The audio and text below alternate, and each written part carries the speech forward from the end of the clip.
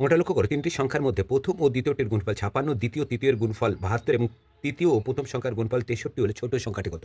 আমরা সূত্র x square y square z square সমান সংখ্যাগুলির গুণফল হিসাবে বের করতে পারি। তাহলে লিখে দাও x square y square z square, x y z এগুলো হলো প্রথম সংখ্যা, এটা দ্বিতীয় সংখ্যা, এটা তৃতীয় সংখ্যা। তাহলে সংখ্যাগুলি কত আছে?